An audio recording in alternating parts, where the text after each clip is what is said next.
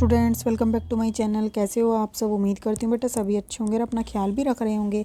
तो बेटा आज हम करने जा रहे हैं अपनी वर्कशीट नंबर 27 गणित सब्जेक्ट की है बेटा। 29 दिसंबर की है, 8th क्लास के बच्चों के लिए, जिसमें हम घन संख्याओं का घनमूल कैसे निकालते हैं वो जानेंगे। ठीक है, तो देखो आज हम घन संख्याओं का घनमूल और उनका दैनिक जीवन में उपयोग के बारे में चर्चा करेंगे।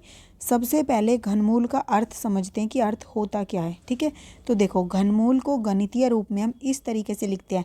अगर हम सिंपल ऐसे लिख देंगे तो बेटा इसका मतलब क्या होता है? इसका मतलब होता है वर्ग। ठीक है, वर्गमूल। लेकिन अगर हम इसके ऊपर 3 लगा देंगे तो ये क्या बन जाता है? घनमूल बन जाता है। ठीक है, तो घनमूल का शाब्दिक अर्थ होता है घन का मूल। ठीक है, घन का मूल मतलब कि जो ये घन किया गया है, जिसकी क्यूब की जा रही है, ठीक है, वो किस नंबर की जा रही है, ठीक है, वो निकालते हैं हम। तो घन संख्या जिस संख्या से प्राप्त होती है, जो घन संख्या है वो जिस संख्या से प्राप्त होती है, जिसको 3 बार गुना करने से प्राप्त होती है, उस संख्या को बोलते हैं घनमूल। ठीक है, तो मुख्य रूप से घनमूल निकालना संख्याओं के घन निकालने के विपरीत विधि है। तो घन निकालना क्या होता है? जैसे 4 का बोले हमें घन निकालो तो 4 की क्यूब कर देंगे। 2 का अगर हमें बोले घन निकालो तो 2 की क्यूब कर देंगे। ठीक है, 2 का घन कर देंगे तो हमारे पास क्या आ जाएगा? हमारे पास क्या आ जाएगी? घन संख्या आ जाएगी। ठीक है, तो बेटा देखो अब घन क्या होता है, जैसे अब हम 2 की क्यूब निकाल रहे हैं, ठीक है, तो ये क्या हो जाएगा? घन निकालना हो जाएगा, मतलब 8 हमारा क्या आ जाएगा? घन आ जाएगा। लेकिन अगर हमें घनमूल पूछेंगे तो मतलब इस संख्या को हमें क्या करना पड़ेगा? इस तरीके से लिख के इसका घनमूल निकालना है, जो कि 2 आएगा। ये दोनों एक दूसरे के विपरीत विधि है।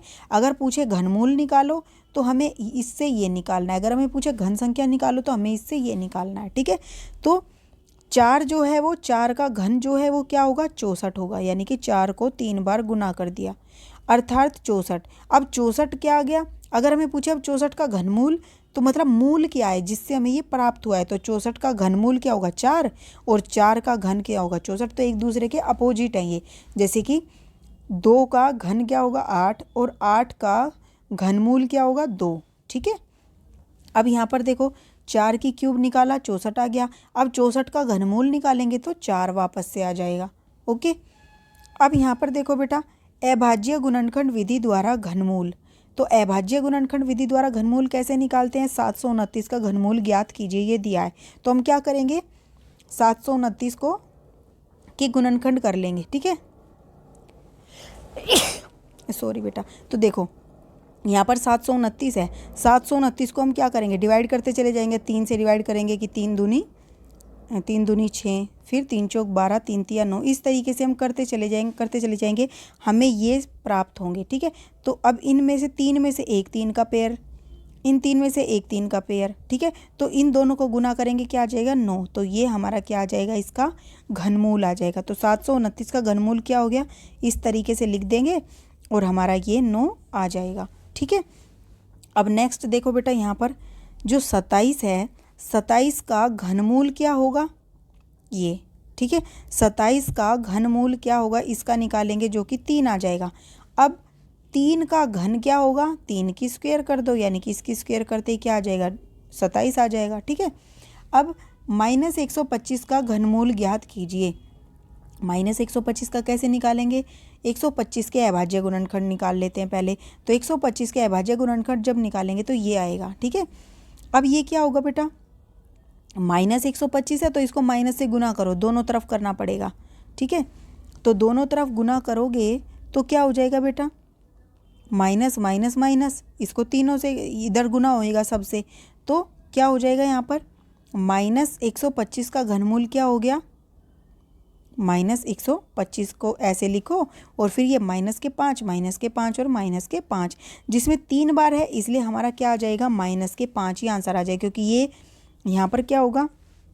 ये इससे कट जाएगा। ठीक है, एक माइनस बचेगा जो कि इसके साथ ही आ जाएगा, यानी कि -5 हमारा घनमूल आ जाएगा।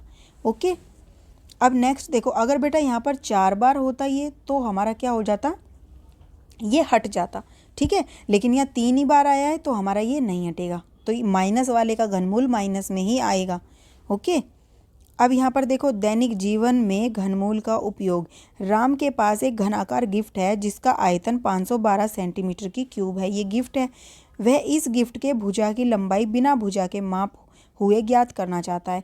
यानी कि बेटा देखो, घन क्या होता है? जिसकी सभी भुजाएं बराबर होती हैं। ठीक है, अब उसको भुजा का माप नहीं पता, तो वो क्या करेगा? घन में क्या होती है? लंबाई, चौड़ाई और ऊंचाई। ठीक है, तो ये तीनों भुजाएं होती हैं। तो अगर वो क्या करते, तीनों ही बराबर हैं, और जो आयतन होता है वो कितना होता है? एक ही क्यूब होता है। मतलब कि भुजा की क्यूब होता, भुजाएं बराबर है, ये भी है, ये भी है, ये भी।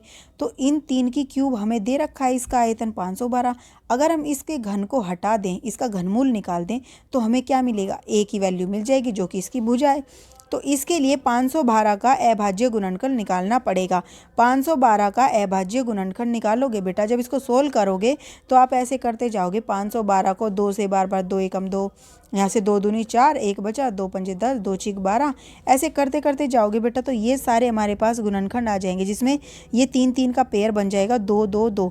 तो यहाँ से एक यहाँ से लिया, एक यहाँ से लिया और एक यहाँ से लिया, तो कितने आ गए? 2 दूनी 4 दूनी 8। ठीक है, तो 8 सेंटीमीटर हमारी एक भुजा का आपका माप आ गया। तो घनाकार गिफ्ट की भुजा की लंबाई कितनी हो गई? 8 सेंटीमीटर हो गई। अगर हमें आयतन दे रखा और हमसे पूछा एक भुजा बताओ किसी घन की, ठीक है, तो हम आसानी से निकाल सकते हैं इस तरीके से। ठीक है, तो दैनिक जीवन में इस तरीके से इसका उपयोग होता है। अब यहाँ पर इन संख्याओं का घनमूल निकालिए, ये हमें दे रखा है। तो अभाज्य गुणनखंड द्वारा ही निकालोगे बेटा। ठीक है, तो देखो कैसे निकालोगे। सबसे पहले 343 है, 343 में क्या करोगे? इस तरीके से इसके अभाज्य गुणनखंड करोगे, यहाँ से ये आया। अब इसको आप कैसे लिख सकते हो? इसको एक चीज़ और कर लेना बेटा यहाँ पर। ठीक है, यहाँ पर क्या करोगे? 7 गुना में 7 गुना में 7, और यहाँ पर फिर आपका 7 आ जाएगा। ठीक है, उसके बाद बेटा नेक्स्ट वाला क्या है? 33 75 है। ठीक है, 33 75 में फिर से ऐसे ही सोल्व करते जाओगे बेटा, करते जाओगे। यहाँ पर आप क्या लिखोगे? इसको ऐसे कर लेना। ठीक है, 1 मिनट। इसको यहाँ पर आप क्या करोगे? ये लाइन 15, 1 मिनट बेटा। तो देखो आप करोगे 5 गुना में 5 गुना में 5 गुना में 3 गुना में 3 गुना में 3, और फिर आपका 5 गुना में 3 यहाँ पर आ जाएगा, जो कि क्या आ जाएगा? 15। ठीक है, इस तरीके से आप इसको सोल्व कर लोगे। उसके बाद बेटा नेक्स्ट जो हमारा वो क्या है? 13824। इसको भी ऐसे ही सोल्व करते जाओगे बेटा, करते जाओगे, आपका ये आएगा आखिर में। ठीक है, इसमें भी आप क्या करोगे? इसमें भी आपको यही करना है। ऐसे लिखोगे 2 गुना में 2 गुना में 2। ये ऊपर वाला कर लो, चाहे आप या तो ये वाला कर लो, ठीक है, या फिर आप जो मैं नीचे लिख के दिखा रही हूँ इस तरीके से कर लो। ठीक है, गुना में 3 गुना में 3 गुना में 3। अब इसमें नेक्स्ट क्या करोगे? 2 गुना में 2 गुना में 2 गुना में 3, जो कि किसके बराबर आ जाएगा? 24 के बराबर आ जाएगा। ठीक है, नेक्स्ट में भी बेटा ऐसे ही करोगे, सोल्व करते जाओगे, और यहाँ पर आपको क्या लिख देना है? यहाँ पे करके दिखाओगे आप इसको। क्या करोगे? 2 गुना में 2 गुना में 2, जितने आपके गुणनखंड आते पहले उनको आप इस क्यूब में लिख लोगे। ठीक है, फिर यहाँ से क्यूब हटा दोगे जब ये, तो क्या आ जाएगा? इस तरीके से आपका आंसर आ जाएगा। ठीक है, नेक्स्ट में भी बेटा ऐसे ही करोगे। इसमें अब आप क्या करोगे?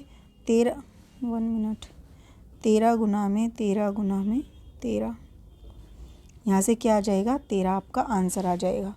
ओके, नेक्स्ट वाला बेटा क्या है? नेक्स्ट भी ऐसे ही है। नेक्स्ट वाले में क्या करना है? नेक्स्ट में भी आप क्या करोगे? इसको ऐसे कर दोगे और यहाँ से 11 आपका आंसर आ जाएगा। ओके, तो ये सारे ऐसे सोल्व हो जाएंगे। नेक्स्ट क्या है? उन संख्याओं को लिखिए जिनका यह संख्या घनमूल है। तो उस संख्या को लिखना है। तो घनमूल किसकी होंगी बेटा? आप इनका क्या कर दोगे? क्यूब करोगे। क्यूब करके जो संख्या आ जाएगी वो इनका घनमूल हो जाएगी। तो देखो कैसे होएगी बेटा? 4 का क्यूब करोगे तो 64 आएगा, 6 का क्यूब करोगे तो 216 आएगा। कैसे? 6 छीक 36, और 36 की फिर से 6 से करो तो 216 आ जाएगा। 10 की करोगे, 10 को 10, 10 गुना में 10, तो ये आपका क्या आ जाएगा? 1000। ऐसे ही 13 को 3 बार करोगे तो 2197 आ जाएगा। ठीक है, ये घनमूल संख्या यहाँ गई। ओके, नेक्स्ट 19 को 3 बार करोगे, पहले 19 की करोगे 361, फिर 19 की फिर से करोगे तो ये आ जाएगा। ऐसे ही 8 की यहाँ पर ऐसे भी समझ सकते हो, 8 8 64, फिर 8 से गुना करो तो 512। ठीक है, तो ये थी बेटा आपकी आज की वर्कशीट। उम्मीद करती हूँ आपको अच्छे से समझ आई होगी। फिर भी कोई डाउट रह जाता है तो आप कमेंट बॉक्स में पूछ सकते हो। इस वीडियो में इतना ही। अपना नेक्स्ट टॉपिक जो होगा हम अपने नेक्स्ट वीडियो में करेंगे। तब तक ऐसे हंसते रहिए, मुस्कुराते रहिए, पढ़ते रहिए और आगे बढ़ते रहिए। Thank you.